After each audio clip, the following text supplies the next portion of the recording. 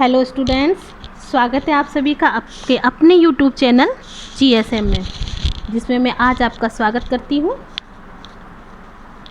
मैं कल्पना तिवारी आज आपके लिए B.Ed फर्स्ट ईयर का वीडियो लेकर के आई हूँ, जिसमें मैं आज आपसे चर्चा करूँगी बहुभाषावाद का अर्थ एवं विशेषताएं। सर्वप्रथम हम देखेंगे बहुभाषिकता का अर्थ क्या होता है। बहुभाषिकता किसे कहते हैं? व्यवहारिक भाषा में बहु का मतलब होता है बहुत।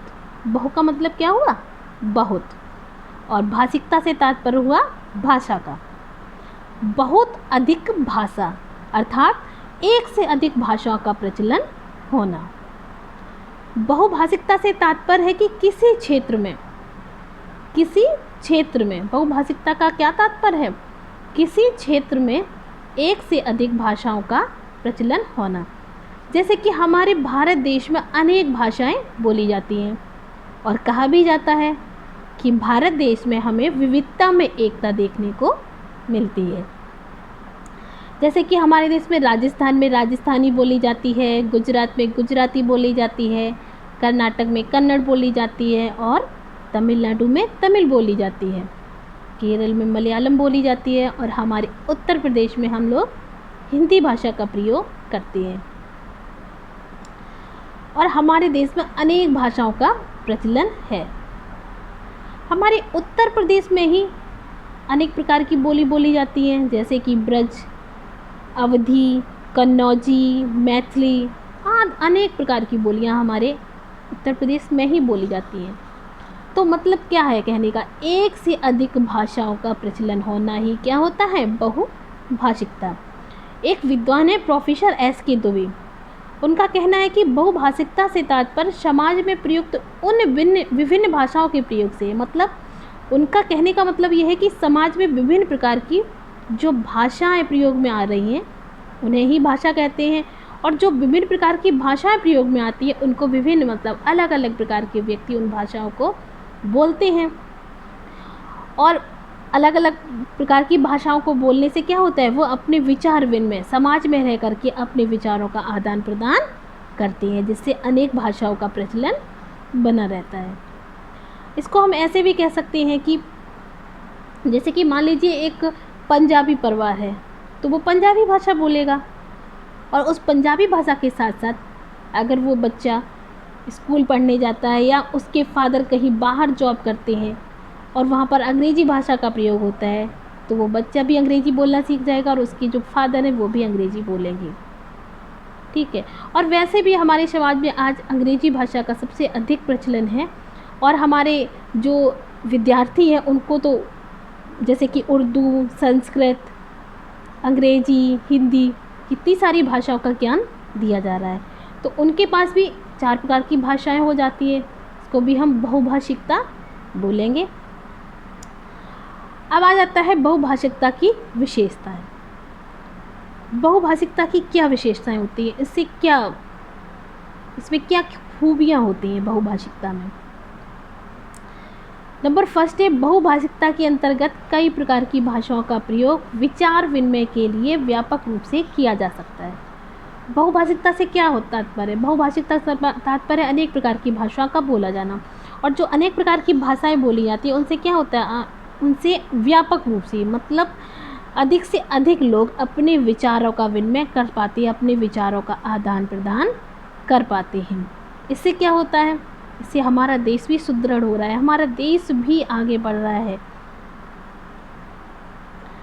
नेक्स्ट पॉइंट है, बहुभाषिकता के ज्ञान के माध्यम से एक ही विभिन्न भाषाओं के प्रति सकारात्मक दृष्टिकोण अपनाया जाता है। बहुभाषिकता के ज्ञान के माध्यम से क्या होता है? विभिन्न भाषाओं के प्रति बहुभाषिकता, जिसको बहुत सारी भाषाओं का ज्ञान है, विभिन्न भाषाओं का ज्ञान, उनके प्रति क्या होता है? सकारात्मक दृष्टिकोण बनता है। मीन्स लोग हर भाषा का सम्मान करना सीख जाते हैं। सारे लोग अपनी हर भाषा का सम्मान करते हैं और उनके प्रति अपना जो दृष्टिकोण है, अपना जो विचार है वो सकारात्मक रखते हैं। इससे प्रत्येक भाषा की उपयोगिता व महत्व को समझा जा सकता है। जब अनेक भाषाओं का ज्ञान होगा तो उसकी अन्य भाषाओं की क्या उपयोगिता है हमारे जीवन में, हमारे समाज में, उनका क्या महत्व है हमारे समाज में, इन सारी बातों का ज्ञान व्यक्ति को हो जाता है।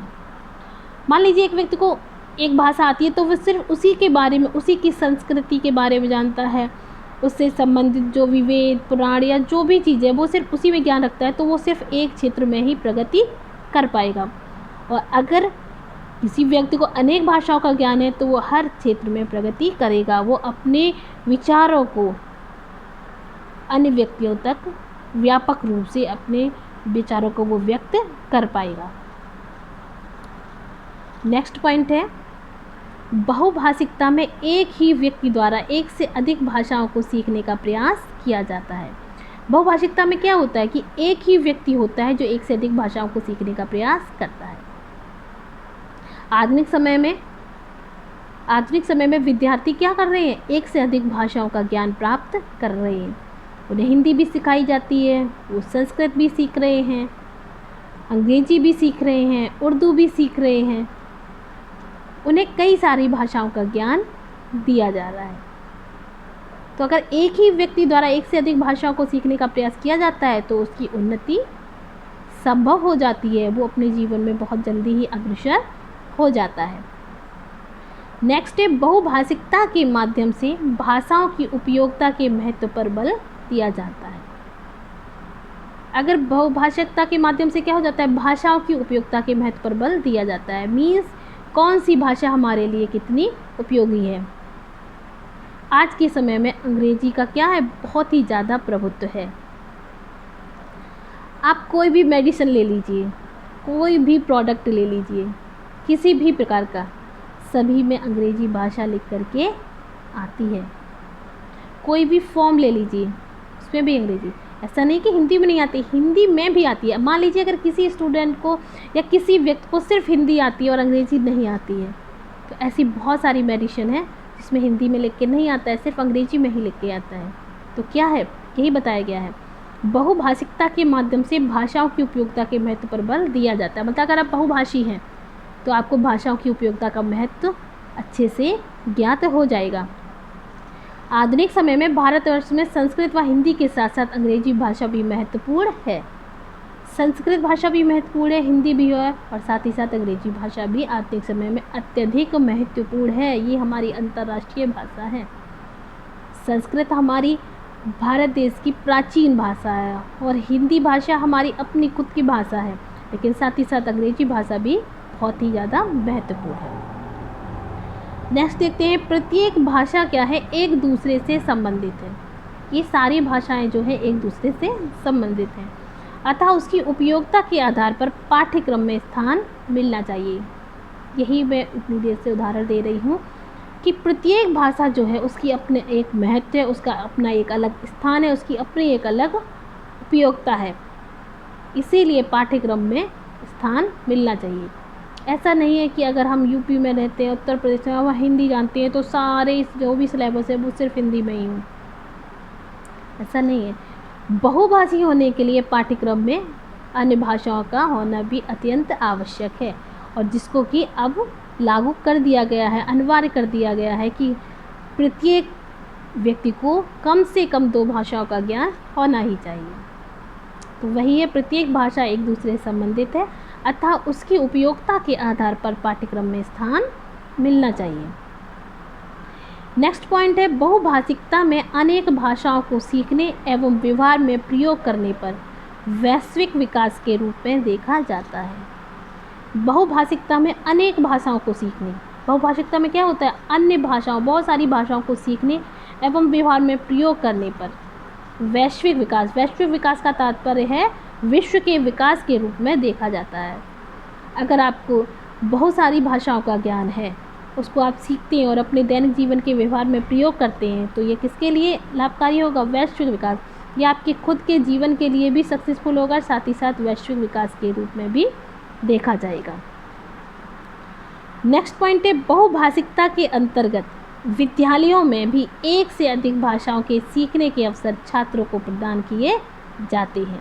बहुभाषिकता के अंदर क्या है, विद्यालयों में भी एक से अधिक भाषाओं को, मतलब विद्यालय में भी एक से अधिक भाषाओं का प्रचलन है, और जो भाषाओं को सीखने का अवसर है वो छात्रों को प्रदान किया गया। अनिवार्य कर दिया गया है कि प्रत्येक छात्र को पाठ्यक्रम में एक से अधिक भाषाएं बच्चों को सिखाई जाएं।